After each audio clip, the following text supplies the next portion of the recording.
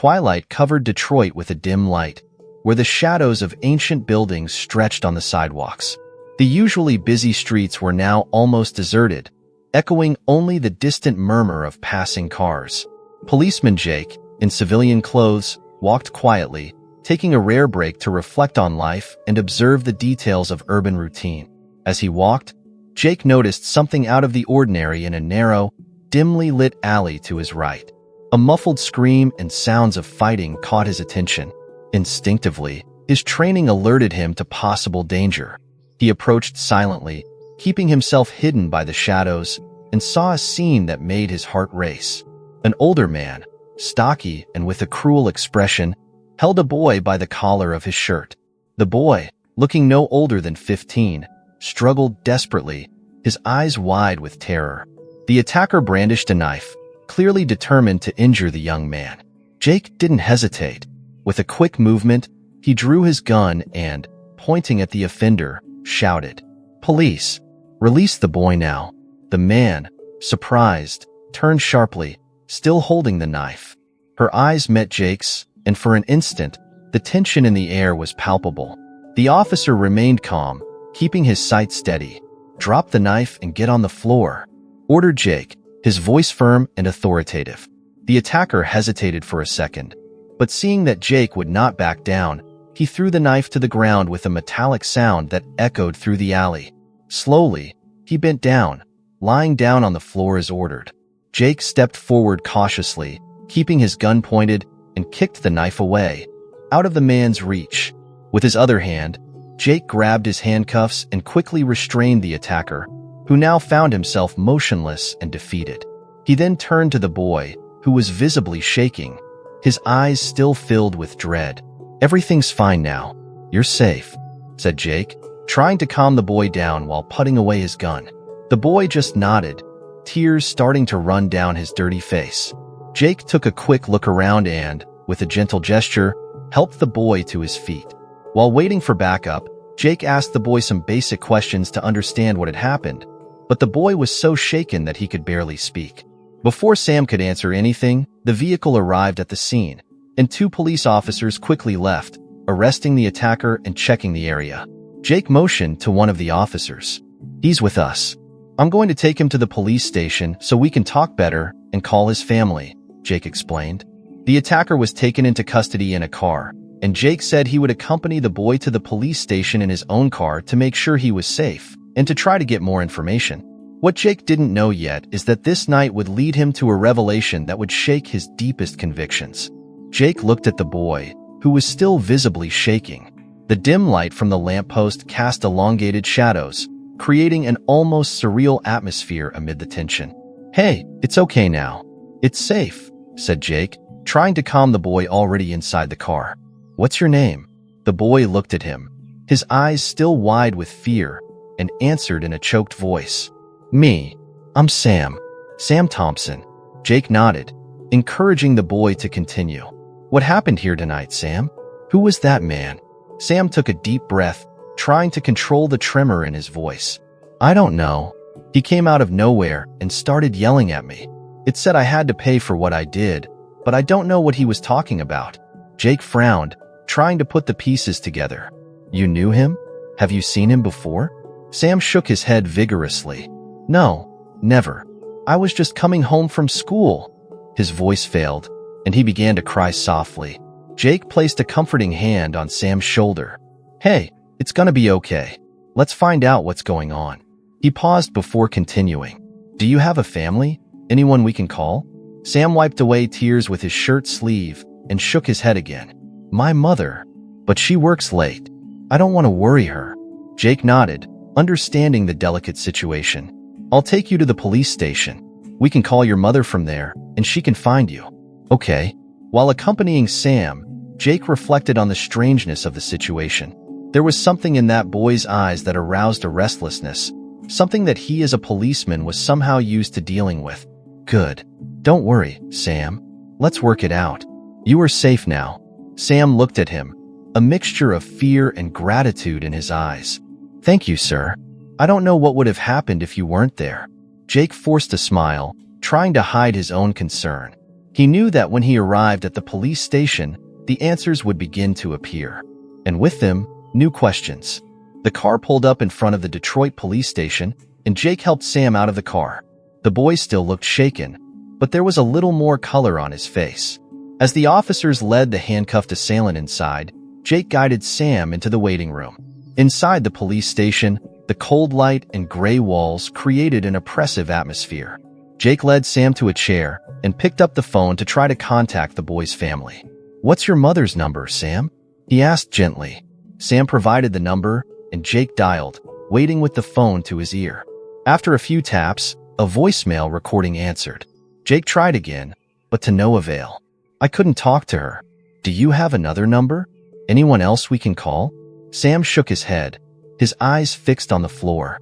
"Just my mom. Us. It's just the two of us." Jake sighed and tried to calm the boy down. "It's okay. Let's keep trying. In the meantime, I want you to stay here and get some rest, okay? I'm going to ask them to bring you something to eat and see what's going on with the man who tried to hurt you." Sam nodded, visibly tired and still nervous. Jake called a colleague, Police Officer Maria, and asked her to keep an eye on the boy as he made his way to the interrogation room. Upon entering the room, Jake found the attacker handcuffed to the table. The man had a cold, defiant expression. Two other police officers were present, ready to begin questioning. "Let's get started," Jake said, sitting across from the man. "Who are you, and why did you attack the boy?" The man looked directly at Jake, eyes filled with a controlled fury. "My name is Robert Hale, and that kid—" He paused, taking a deep breath. "He's a killer." Jake frowned, surprised at the accusation. "What are you talking about?" "The boy barely looks 15 years old." Robert let out a bitter laugh. "He may look innocent, but he's not. That boy killed my daughter. He's running from justice. I thought it was a joke when I saw him on the street, like nothing had happened." Jake felt a chill on his spine. The charge was serious, and he needed more information. "When did that happen? Where?" Robert clenched his fists, trying to control his anger. 2 months ago, in a neighborhood north of here. My daughter, Emily, was on her way home when she was attacked. There were witnesses who saw a boy running, and the description matched the appearance of this Sam guy. Jake knew he needed to verify Robert's story.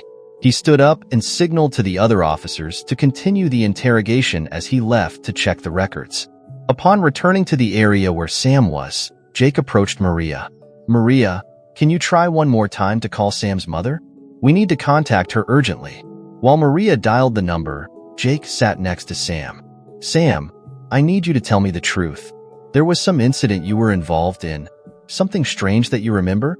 Sam looked at Jake, confused and scared. "Me? Dunno. I went to school and came home as usual. I swear, I did nothing wrong." Jake wanted to believe him, but he knew he needed proof. As soon as Maria hung up the phone, she approached with a worried expression. "I haven't been able to talk to anyone yet, Jake." Jake nodded, feeling the weight of the situation increase. "It's okay. We will investigate this thoroughly." As Jake pondered the complexity of the case, he knew the night would be long. Jake watched Sam sitting in the chair, his eyes still showing the traces of fear and confusion. He knew that the situation was delicate and that every minute counted to solve the mystery. Sensing the rising tension, Jake decided he needed to speak to his wife to inform her of the delay and the unexpected situation. He walked to a quieter corner of the police station and took out his cell phone, dialed the familiar number, and waited. After a few taps, the soft voice of his wife, Lisa, answered. "Hello, Jake?" The concern was evident in his tone. "Hi, Lisa. That's me." Jake tried to keep his voice calm, despite the whirlwind of emotions inside him. "Jake, why haven't you come home yet? Is everything okay?" Jake sighed, running his hand through his hair. "There's been an incident, Lisa. I was walking home when I heard a scream in an alley. A boy was being attacked, so I had to intervene. I'm at the police station right now, trying to sort things out." There was a moment of silence on the other end of the line, followed by a deep sigh. "Oh my God, Jake. Are you well? Is the kid okay?" "Yeah, we're good. I managed to stop the attack and the attacker is in custody. But the situation is more complicated than it seems." Lisa was silent for a moment, processing the information. "Just Just be careful, okay? Jake smiled, feeling a comforting warmth as he heard his wife's voice. Always, Lisa. I promise I'll be careful. I just wanted to let you know I'm gonna be a little longer. I will try to solve this as soon as possible. All right, baby. Just let me know if you need anything. And please take care of yourself. You can leave it. I love you. I love you too, Jake. See you later. Jake hung up the phone, feeling a little calmer after the conversation with Lisa. She always knew how to calm him down, even in the most tense situations. With a new sense of determination, he turned his attention to the case. Upon returning to the area where Sam was, Jake saw that Maria was still trying to call the boy's mother. Sam looked a little calmer, but anxiety was still visible in his eyes. Jake walked over and put his hand on Sam's shoulder. We'll figure it out, Sam. I promise. We will find out the truth and make sure you are safe. Sam looked at Jake, a glint of hope in his eyes. Thank you, sir. I just want everything to be okay. Jake nodded, deeply understanding the boy's desire. Let's work on it. Now, I need to do some checks and talk to some colleagues. You will stay here with Officer Maria. Is that okay? Sam nodded, and Jake walked away to begin the more detailed investigation. Jake took a deep breath and entered the interrogation room, where Robert Hale was still sitting, handcuffed to the table. The air was tense, charged with the gravity of the accusation hanging over young Sam. The two police officers accompanying the interrogation looked at Jake as he entered. Any news? Asked Jake, addressing his colleagues. One of the officers, Detective Andrews, shook his head. Not much. He keeps the same story. He claims the boy killed his daughter 2 months ago. We're trying to get more details on the case, but he seems very shaken up. Jake sat across from Robert, studying the man's face. There was intense pain in his eyes, mixed with anger and despair. He knew he would need to be careful in his approach. Mr. Hale, let's try to understand this better, Jake began, keeping his voice calm and steady. Can you tell us more about what happened to your daughter? Robert took a deep breath, struggling to keep his composure. Emily was coming home from school. It was a normal day, until it wasn't. She was attacked, and witnesses saw a boy flee the scene. His description? He was just like Sam. I recognized him immediately tonight. He has to pay for what he did. Jake frowned, mentally jotting down the details. I understand your pain, Mr. Hale, and I promise we will investigate this thoroughly. But we need more information. Do you have any concrete evidence linking Sam to the crime? Robert clenched his fists, his eyes filled with tears and anger. The witnesses, like I said, they saw him. He paused, trying to control himself, and I found this near her body. He pulled a chain from inside his coat pocket, a small silver pendant that looked worn out by time. You recognize that? Jake took the pendant and examined it. It was a simple item, but something about it seemed familiar. He knew he would need to check with Sam if this belonged to him. Thank you, Mr. Hale. Let's check that information. Jake stood up and motioned for the other officers to continue their questioning. He left the room, heading back to where Sam was. As he entered the waiting area, he saw that Maria was still next to the boy, trying to keep him calm. Sam looked at Jake with anxious eyes. Sam, I need you to tell me the truth. This pendant. Jake showed the silver chain is yours? Sam looked at the pendant, and suddenly his expression changed. A mixture of recognition and surprise crossed his face. Me. I had one just like that, but lost it some time ago. It was my grandmother's. Jake felt a tightness in his chest. All right, Sam. That helps us. He kept the pendant in his pocket. We'll keep investigating. I want you to know that we are here to find out the truth. As Jake pondered the new information, he knew he needed to check the testimony of witnesses and find evidence that could shed light on the case. The night continued to unfold with more questions than answers, but he was determined to get to the bottom of the story. Jake was worried about not being able to talk to Sam's mother. He knew something wasn't right. He approached Sam again, trying to maintain a reassuring but firm tone. Sam, I need your help. We have not been able to speak to his mother, and that is worrying. Can you tell me where you live? Sam looked at Jake, his eyes showing a mixture of confusion and fear. He hesitated before answering, his voice barely audible. Me. I don't know the address. We recently moved in and I can't remember. Jake frowned. The boy's answer made no sense and increased his suspicions. He knew that the memory of an address doesn't erase so easily, especially for someone who says they've recently moved. Sam, this is very important. We need to contact your mother to make sure you are safe. Try to remember. Anything can help. Do you have a reference point? A building? A store? Anything? Sam lowered his head, avoiding Jake's gaze. He bit his lip, clearly struggling to find an answer. There's a convenience store around the corner. I think it's called Benny's Market. And there's a small park nearby with a blue swing. Jake nodded, mentally writing down the information. That helps. Let's try to find your home from it. While Jake was talking to Sam, Maria came back with a serious expression. Jake, I still haven't been able to talk to Sam's mom. I called several times and nothing. Jake sighed, worried about the growing strangeness of the situation. Thank you, Maria. Let's try another approach. He turned his attention to Sam. Sam, I need you to be honest with me. Is there any reason why you don't want us to find your mother? Sam raised his head, and his eyes showed a gleam of panic. No, just me. I just want to go home. Please, sir. I didn't do anything wrong. Jake studied the boy's face for a moment, trying to discern the truth. Something was clearly wrong, but he couldn't pinpoint exactly what. All right, Sam. Let's keep trying. He got up and signaled to Mary. Let's take a look at the area he described. Maybe we can find some clues. Maria nodded, and Jake turned his attention to Sam. Sam, we'll leave a policeman with you while we go out to check your story. Stay here and don't worry. We are doing our best to solve this. As Jake and Maria prepared to leave, he couldn't help but feel a growing unease. Maria, wait. Before we go, Jake decided that the best way to resolve the situation would be to seek more concrete information about Sam. He went back to the police station computer and accessed the police database. He entered the basic data he had about the boy, hoping it would provide some clue. After a few minutes of searching, Jake found a file with information about Sam Thompson. The record included the address, the school he attended, and an alternate contact number. Maria, I got the address.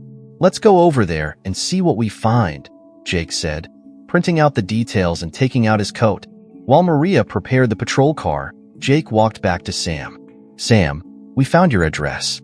Let's go over there to talk to your mother. Rest assured, we'll work it out. Sam looked relieved, but there was still a shadow of worry in his eyes. Jake tried to comfort him with a smile before leaving. As he left the police station, Jake couldn't shake the feeling that he was just scratching the surface of something much bigger. And with each new question, the need for answers became more urgent. The patrol car cut through the streets of Detroit towards the address provided by the system. The residential neighborhood seemed quiet, but Jake couldn't shake the feeling that something was wrong. He and Maria got out of the car and walked to the door of the modest building where Sam allegedly lived. Jake knocked a few times, waiting anxiously. After a few minutes of no response, Jake exchanged a worried look with Maria. He knocked again, harder this time, but there was still no response. Mrs. Thompson? It's the police, Jake called, trying to keep his voice steady. The silence that followed was disturbing. Suddenly, the door of the neighboring apartment opened, revealing an elderly man with a worried expression. Are you looking for Mrs. Thompson? He asked, scratching his head. Yes, sir. Have you seen her recently? Asked Jake, approaching. The man shook his head. Not since yesterday. I haven't heard any noise coming from the apartment since. It's strange, because she's usually home at this time. Jake's concern increased. He exchanged a meaningful look with Mary, who nodded in silent agreement. Let's break the door down, Maria. Something doesn't feel right here. Maria grabbed a break-in tool from the patrol car as Jake prepared to open the door. With a concerted effort, the door gave way, revealing the dark interior of the apartment. Jake stepped in first, his hand resting on the gun holster, just in case. Mrs. Thompson? Called, the voice echoing through the quiet apartment. The place was spotlessly tidy, but the absence of movement and sound was unsettling. Jake and Maria advanced down the hall, checking every room. When they reached the master bedroom, they found the bed unmade, as if someone had left in a hurry. On the bedside table, there was a cell phone and a purse, but no sign of Miss Thompson. Jake, come see this, Maria called from the bathroom. Jake went into the bathroom and saw what Maria had found. a blood stain on the floor, partially covered by a towel. The air froze around them as the gravity of the situation set in. "We need to call forensics immediately," Jake said, picking up the radio to communicate the switchboard. Jake was in the middle of reaching for the radio to call forensics when he heard a scream coming from inside the apartment. He ran towards Maria, feeling a wave of panic rise within him. "Jake, come quickly," Maria screamed, her voice full of urgency and horror. Jake walked across the room and into the kitchen, where Maria stood, pale and trembling. She pointed to the refrigerator, the door of which was ajar. Jake took a deep breath and, with a trembling hand, opened the refrigerator door completely. Mrs. Thompson's body lay there, grotesquely folded to fit the space. The shock of the discovery was overwhelming. Her face was livid, her eyes closed in an expression of pain and fear frozen forever. Jake felt a lump form in his throat. The scene was horrible, almost surreal. He took a deep breath, trying to control the nausea and panic that threatened to take over. "Maria, we need to isolate the area and call forensics immediately." His voice came out firmer than he felt inside. Maria nodded, still shaken, and ran to get Jake's radio. He stood there for a moment, staring at the body, trying to process the gravity of the situation. Someone had killed Mrs. Thompson and hidden her body in a manner so cold and calculating that it left him speechless.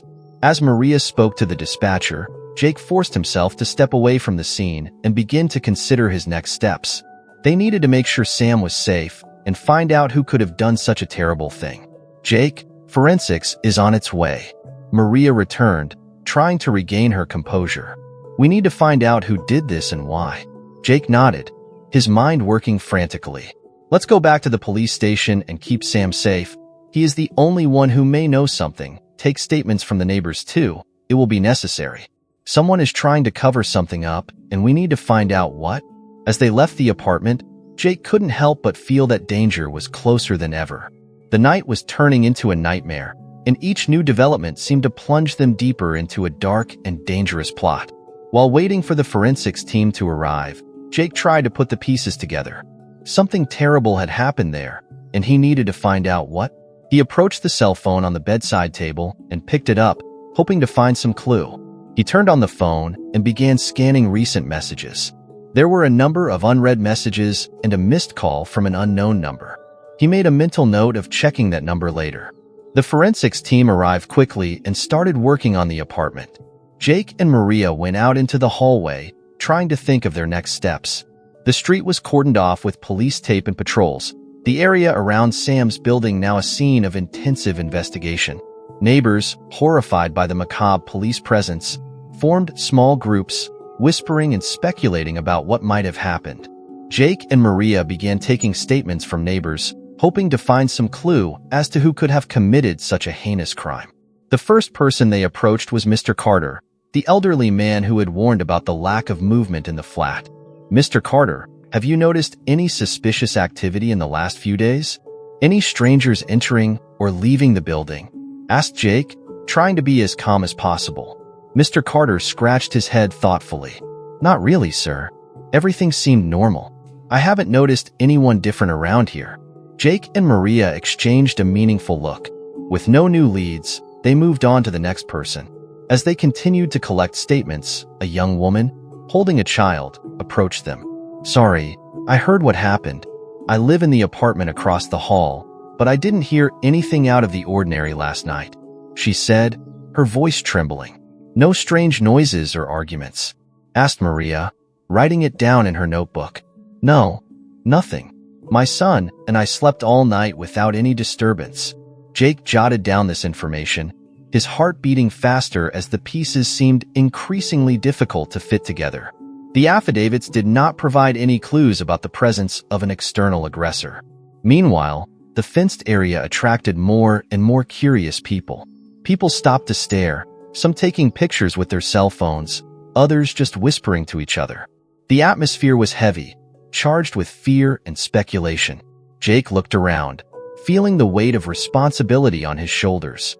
He knew he needed to stay focused not only to solve the crime, but to make sure Sam was safe. He turned to Mary. "We'll talk to a few more neighbors, and then we'll go back to the police station to see what the forensics found.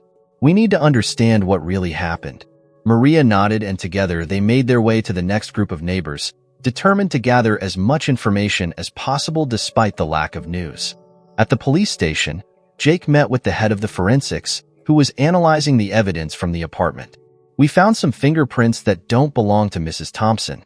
We will compare them with our database to see if we can get a match," said the expert. Jake thanked her and went back to the room where Sam was. The boy seemed to be trying to be strong, but the fear in his eyes was undeniable. Jake led Sam into the interrogation room, a small, austere space lit by a cold light that hung from the ceiling. Sam sat in the chair, his eyes fixed on the table, while Jake positioned himself on the other side, watching the boy's every move. Jake took a deep breath, preparing for the difficult conversation he was about to have. He knew he needed to be gentle, but also direct. "Sam, I need you to pay close attention to what I'm going to say now," Jake began, his voice calm but firm. "We found your mother. She is dead." Jake carefully watched Sam's reaction, or rather the lack of reaction. The boy remained motionless, his eyes still fixed on the table, showing no emotion. "Sam, did you hear me?" Jake asked, trying to catch any sign of understanding or shock on the boy's face. Sam finally looked up, meeting Jake's gaze. Her eyes were empty, no tears, no panic. "I heard, sir," Sam replied, his voice monotone. Jake frowned, confused by the absence of any emotional reaction. It was as if the news of his mother's death hadn't hit Sam the way it should have. "Sam, don't you understand the gravity of what I'm saying? Your mother is dead. We found her body in the apartment. She was murdered." Jake tried again, seeking a spark of emotion in the boy. But Sam remained calm, almost indifferent. "I know, sir. I already knew," Sam said, his voice still emotionless. Jake felt a chill on his spine. Something was very wrong. He needed to understand what was going on in Sam's mind. "Sam, you said you left to seek help because you couldn't find your mother. Now you're saying you already knew she was dead. Can you explain that to me?" Jake asked, keeping his voice calm. Sam looked at Jake, his eyes now showing a glimpse of something Jake couldn't decipher. "I didn't know what to do, sir. I was scared. I didn't want to be blamed for what happened. I didn't mean to hurt her," Sam finally answered, his words coming out hesitantly. Jake felt a tightening in his heart. Sam's words were confusing, but he could feel the pain and fear in them. He knew he needed to be careful with his next questions. "Sam, are you saying you had a fight with your mother? That you tried to scare her with a knife?"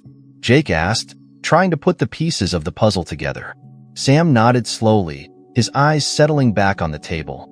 "She was yelling at me, calling me horrible things. I just wanted her to stop. I took the knife, but I didn't really want to hurt her. It was an accident, I swear," Sam said, his voice finally breaking. Jake took a deep breath, trying to process everything. He knew he needed more information.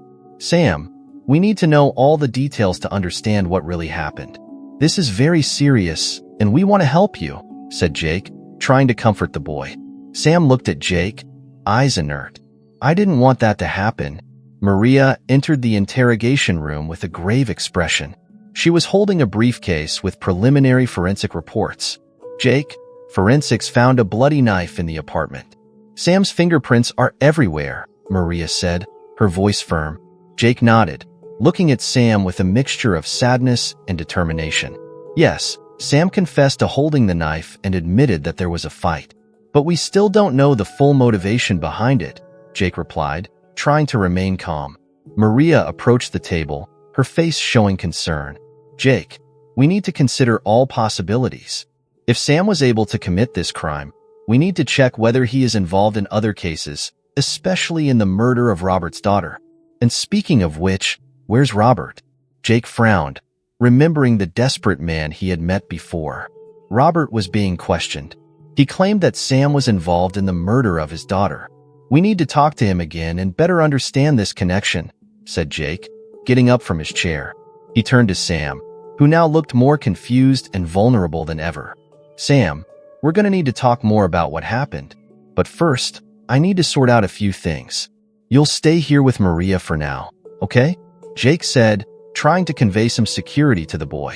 Sam nodded, looking even smaller and frail in the interrogation chair. Jake and Maria left the room, closing the door behind them. Jake sighed, running his hand through his hair, feeling the weight of responsibilities increase. Let's find Robert. We need to know more about what he knows and check if there is any real connection between Sam and the murder of his daughter, Jake said, starting to walk towards the interrogation room where Robert was. They found Robert sitting up, his expression marked by pain and anger. He looked at Jake and Maria with eyes full of expectation and despair. Did you find anything? Have you discovered the truth? Robert asked, his voice full of anxiety.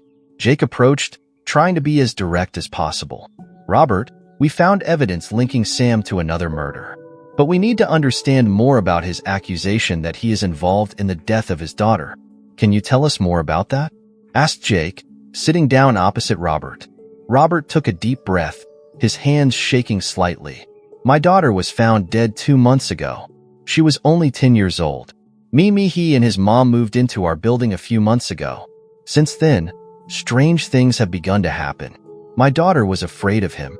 She said he was following her, Robert said, his voice breaking. Jake and Maria exchanged a look, trying to process the new information. Robert, I understand that this is difficult, but we need any specific details that you can give us. Something that can link Sam directly to the crime, Maria said, her voice calm. Robert nodded, trying to pull himself together. The night my daughter disappeared, he was looking at the door of our apartment. When I questioned him, he ran away. I didn't think much of it at the time, but now it all makes sense. Witnesses said they saw a boy like him, said Robert, his tears falling freely. Jake took a deep breath, feeling the weight of the new information. We need to investigate this thoroughly. We cannot leave any possibility aside. Let's check all the details and see if we can get any concrete connection, Jake said, trying to calm Robert down. They left Robert in the interrogation room, returning to the corridor. We have a lot of work ahead of us, Maria. We need to ensure that every detail is examined. And we need to keep Sam under constant surveillance, said Jake, determined. Maria nodded, sharing Jake's determination. Let's figure it out, Jake. Let's find the truth and make sure justice is done, she said with conviction. As they prepared to continue the investigation, Jake felt the responsibility and urgency of the moment. Jake Harris sat at his desk in the police station, his fingers flying over the keyboard as he accessed the system for crucial information on the case of the murder of Robert Johnson's daughter. The tension on his face was palpable, reflecting the urgency of unraveling the truth behind the crime. As the data loaded on the screen, Jake thought about the implications of the information he could find. Finally, the files appeared before him. Jake opened the main report and began to read every detail carefully. The girl, only 10 years old, had been found dead in her own room. The injuries were severe, but what shocked her most was the mention of the sexual abuse she had suffered before she was murdered.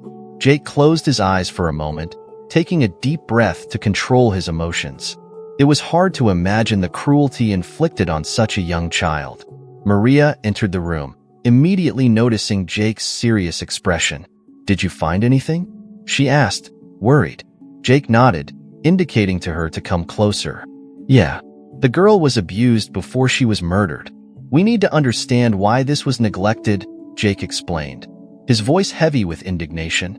Maria looked at the canvas, her expression becoming gloomy. "That changes everything. Who was in charge of the case at the time?" she asked, her mind already calculating the next stages of the investigation.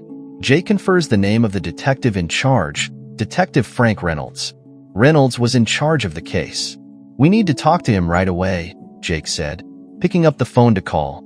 After a few taps, Reynolds agreed to meet them at the police station as soon as possible. While they waited, Jake and Maria kept going through the documents, looking for any clues that might have been previously ignored. Every detail seemed more crucial than ever, especially now that the investigation could be reopened with new information. Reynolds walked into the boardroom with a surprised look on his face as he saw Jake and Maria waiting for him. "What's going on? Why the urgency?" asked Reynolds, looking from one to the other. Jake wasted no time.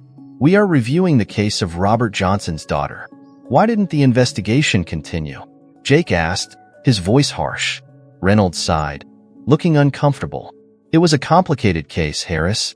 We had no hard evidence about anything other than vague witness reports. The girl's mother was devastated and could not provide many details.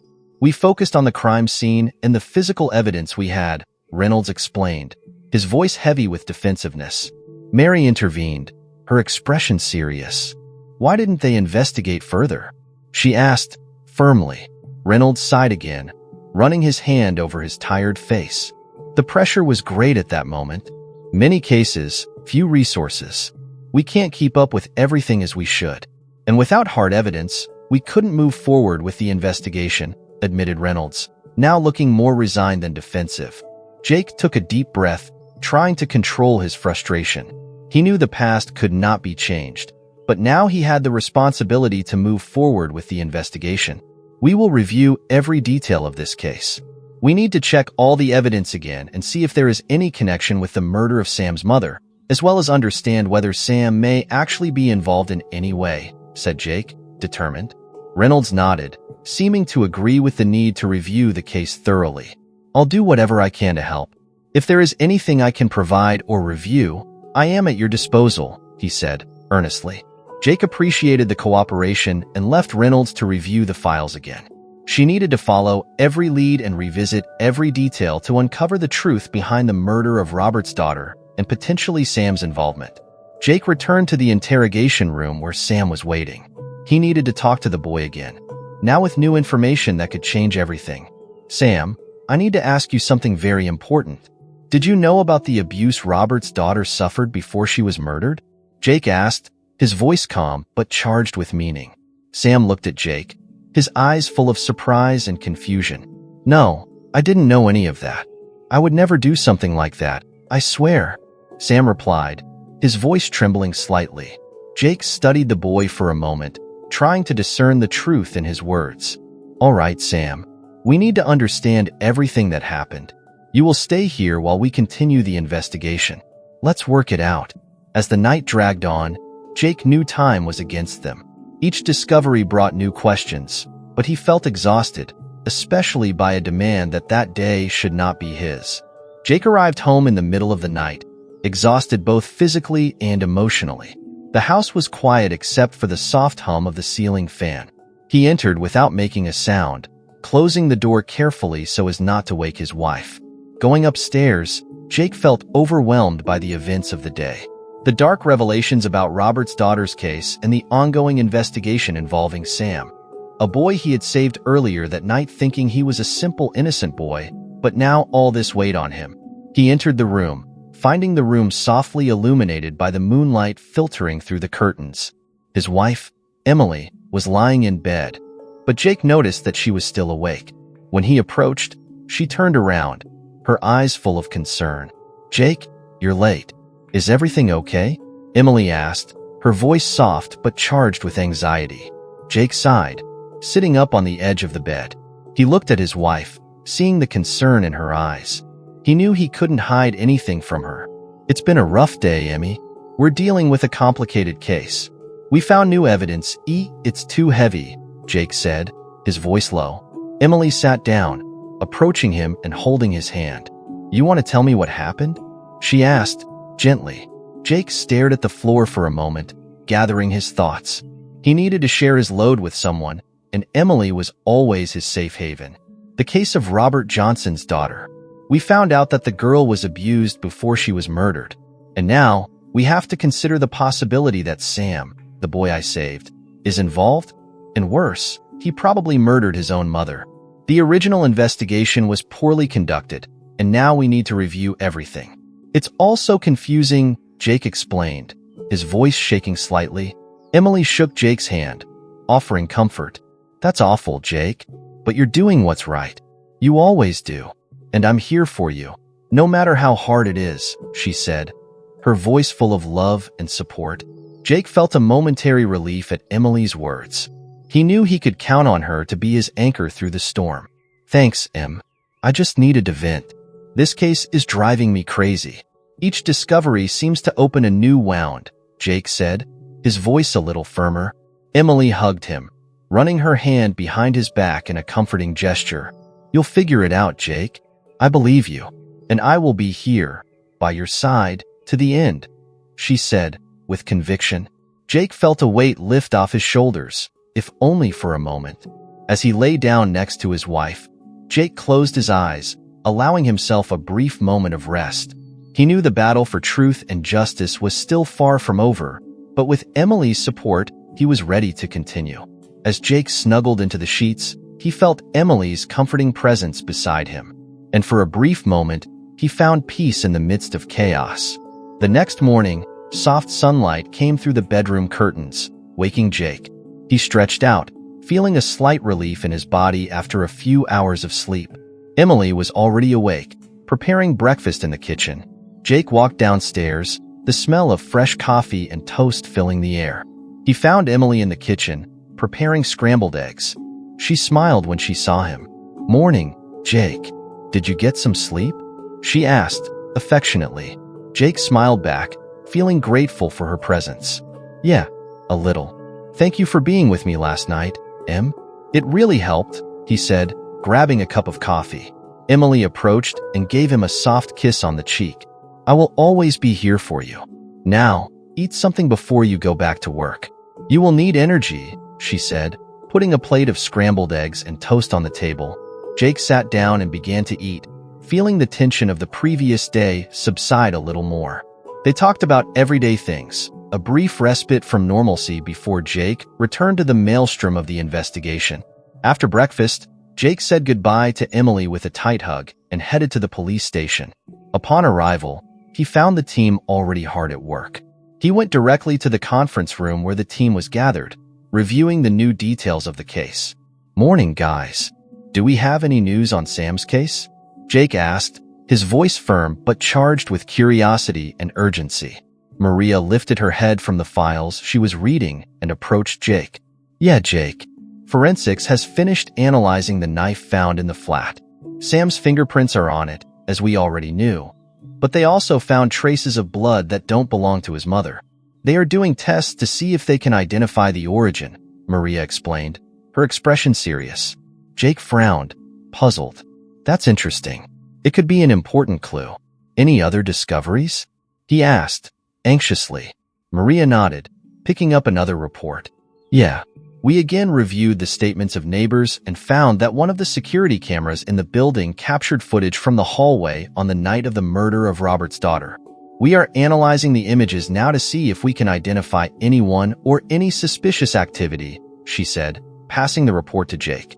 Jake looked at the captured images, feeling the adrenaline rise. This could be the clue they needed to connect the cases and understand what really happened. "Great job, Maria.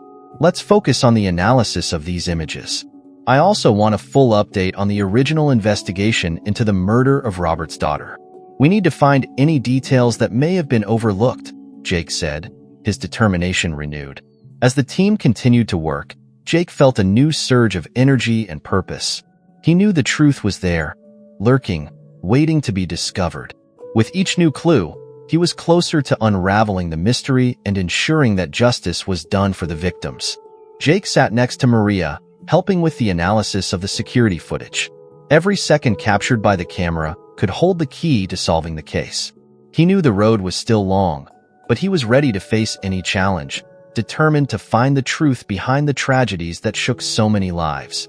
As the morning wore on, Jake and the team worked tirelessly, each new detail bringing them one step closer to resolution. The search for justice was underway, and Jake was determined not to stop until all questions were answered and the guilty were held accountable. At the end of that hectic morning, while Jake and Maria were still immersed in the analysis of the security footage, an officer knocked on the door of the conference room, breaking the concentrated silence. "Detective Harris, we have a new witness. She claims to have information about the night before we found Sam's mother's body," the officer announced. Jake immediately raised his head, his senses on alert. He exchanged a quick glance with Maria before waving at the officer. "Bring her here, please," Jake said, his voice reflecting the urgency of the situation. A few minutes later, a middle-aged woman entered the room, visibly nervous. She introduced herself as Helen Turner, a resident of the same building as Sam and his mother. "Sit down, Mrs. Turner. We are very grateful that you came here," said Jake, trying to calm her down with a welcoming smile. "Did you mention that you have information about the night before the murder?" Helen nodded, her hands shaking slightly. "Yes, I heard an argument between Sam and his mother the night before they found the body. They were screaming, and his mother seemed very angry," she began, her voice trembling but firm. Jake leaned forward, attentive to every word. "Can you tell us exactly what you heard? This is very important," he encouraged. Helen took a deep breath before continuing. "I was in the hallway, returning from work, when I heard the screams coming from their apartment. Sam's mother was accusing him of something, saying he had committed a crime. She looked terrified and furious at the same time. Sam yelled back, saying she couldn't hand him over. After that, they realized that they were very exalted and quickly calmed down. I didn't hear anything else after that," Helen explained, her voice low. Maria exchanged a meaningful look with Jake. This new information could be the key to understanding the relationship between Sam and the crimes they were investigating. "That's very useful, Mrs. Turner. Can you tell us approximately what time this happened?" Maria asked, taking quick notes. Helen thought for a moment. "It must have been about 9 o'clock at night. I always get home around this time," she replied. Jake nodded, feeling the gravity of the situation. "Thank you very much, Mrs. Turner. This could be crucial to our investigation. If you need anything else, we'll be in touch. And if you remember any more details, please let us know," Jake said, his voice filled with gratitude. After Helen left, Jake turned his attention to Maria. This put Sam in an even more complicated position. "We need to confront him with this new information and see if we can get any confessions or more details about what really happened," Jake said, his mind already working on the next steps. Maria agreed, her eyes serious. "I agree. And we need to see if we can get more witnesses or evidence that can corroborate what Helen said. Let's go back to the interrogation room and talk to Sam again," she suggested. Jake and Maria walked to the interrogation room, where Sam was sitting, staring at the floor. Jake walked in and sat across from the boy, while Maria watched closely. "Sam, we have new information we need to discuss with you," Jake began, his voice firm but calm. "A witness told us that he heard you and your mother arguing the night before we found her body. Your mother was accusing you of something, and you were saying she couldn't turn you in. Want to tell us what really happened?" Sam looked up, his face pale and frightened. He hesitated for a moment before finally speaking. "Her. She was afraid of me. He said I had done something terrible. But I didn't mean to hurt her. I was just scared," Sam said, his voice shaking. Jake kept his gaze fixed on the boy, trying to penetrate the barrier of fear and confusion. "Afraid of what, Sam? What was your mother accusing you of?" Jake asked, softly. Sam looked down at the floor again, tears filling his eyes. "She thought I hurt the girl, Robert's daughter, but I swear, I didn't do anything. I was just there." His voice broke, and he began to cry silently. Jake felt a knot form in his stomach. The pieces of the puzzle were falling into place, but he needed more information. "Sam, we need to know the truth. Police found a knife with his fingerprints and blood that did not belong to his mother. If you're involved in any other crimes, we need to know. This can help to understand what really happened," said Jake, trying to reach the boy. Sam shook his head, sobbing. "I don't know anything else. I was there, but I didn't hurt anyone. Please believe me," he pleaded, anguish evident in his voice. Jake knew there was still much to discover, but Helen's revelation was a crucial step. With that, he and Maria left the interrogation room, ready to continue the investigation with a new determination. The search for the truth was far from over, but each new clue brought them closer to solving the mystery and bringing justice to the victims. The days that followed were intense for Jake and his team. With Sam having already admitted to his mother's murder, the investigation focused on understanding the full context of the crimes, including his involvement in the death of Robert's daughter. The courtroom was packed on the morning of the trial, with reporters, onlookers, and members of the community eager for the outcome of the case. Jake arrived at the courthouse early, feeling the weight of responsibility on his shoulders. He knew that despite Sam's confession, there were many nuances to consider, especially the additional evidence about Robert's daughter's death. Sam entered the courtroom in handcuffs, escorted by 2 officers. His face was pale, and he avoided looking at the crowd. Jake felt a mixture of compassion and determination as he saw him. He knew that no matter what he felt, his duty was to ensure that justice prevailed. The prosecutor stood up and began presenting the case against Sam, detailing the evidence found. The bloody knife with Sam's fingerprints, Helen Turner's testimony about the argument between Sam and her mother, and the connection to Robert's daughter's death. The evidence is clear. The defendant admitted to killing his mother. In addition, new details link Sam to the murder of Robert's daughter, a brutal crime that has shaken this community. Our job here is to make sure justice is done for all victims, the prosecutor said, his voice echoing through the courtroom. The defense attorney, a thin, middle-aged man, stood up and began his defense. Ladies and gentlemen of the jury, I ask you to consider the full context of this situation. Sam Thompson is a young man of only 17, and although he has admitted to the murder of his mother, there are extenuating circumstances that need to be taken into account. However, we cannot ignore the additional evidence that links him to other crimes, he explained, in a calm but firm voice. Jake was called to testify, and he stood up, walking to the witness stand. After taking the oath, he began to report on the details of the investigation. During the investigation, we found a knife with Sam's fingerprints and traces of blood that do not belong to his mother. In addition, a witness overheard an intense argument between Sam and his mother the night before the murder. Sam admitted the crime but claimed self-defense. But additional evidence suggests his involvement in other serious crimes, including the murder of Robert's daughter, Jake said with clarity and conviction. The defense attorney began questioning him. Detective Harris, you mentioned that there was an argument between Sam and his mother. What exactly was said in this discussion? He asked. Jake repeated Helen Turner's statement, explaining that Sam's mother accused him of a crime and that he shouted that she could not turn him in. What about the blood found on the knife? Have you been identified? Asked the lawyer. Jake nodded. Yes, the results confirmed that the blood belongs to Robert's daughter. That links Sam directly to the crime, he replied firmly. The defense attorney moved a little closer, trying to create a reasonable doubt.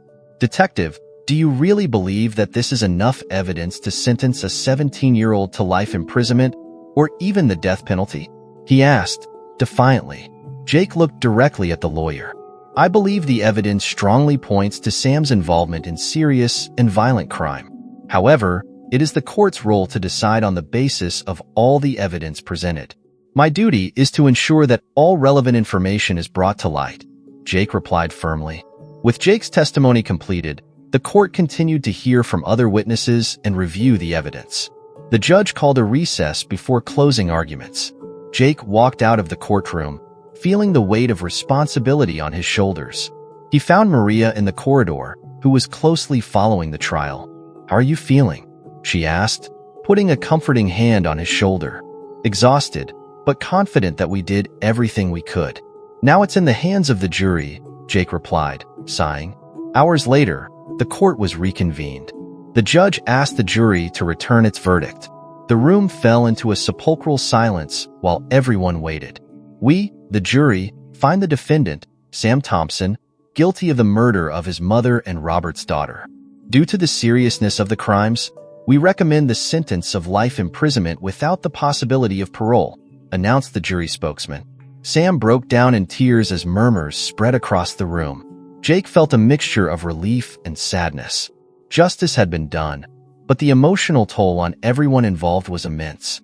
After Sam Thompson's conviction, the city of Detroit began trying to get back to normal. Jake, despite feeling less weight on his shoulders, couldn't ignore the feeling that something was still wrong. However, he was far from imagining what would come next. One morning, shortly after the trial, Jake was at the police station when he received an urgent call from the prison. Sam had been found dead in his cell.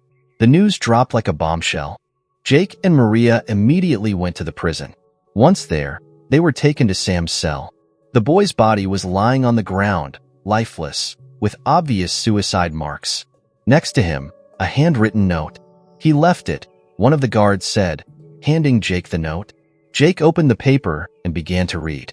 As his eyes traveled the lines, a chill went up his spine. Sam's note was a detailed confession, a last cry of despair and a plea for justice. I've done horrible things, things that can't be undone.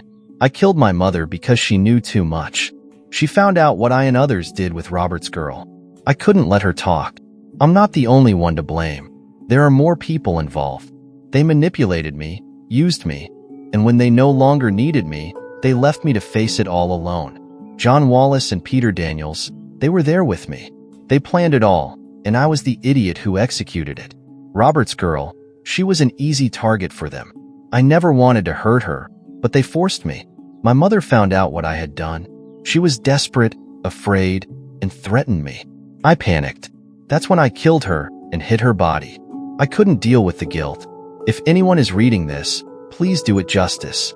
They are still out there, and they will continue to hurt more people if they are not stopped. Bye. Sam. Jake felt a mixture of sadness and anger as he finished reading. He handed the note to Maria, who read it with equal horror. We need to act fast, Maria.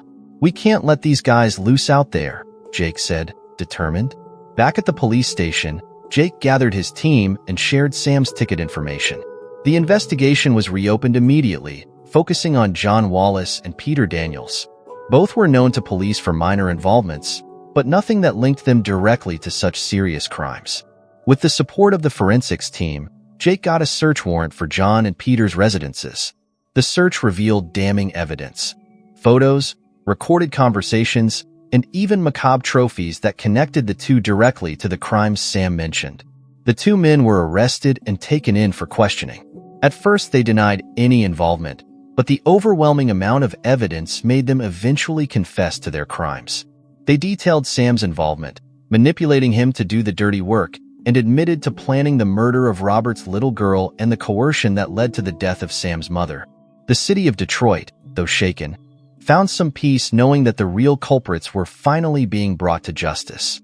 Jake, exhausted but satisfied with the unfolding of events, knew that they had done their duty. That night, upon returning home, Jake found his wife waiting for him. "Did you make it?"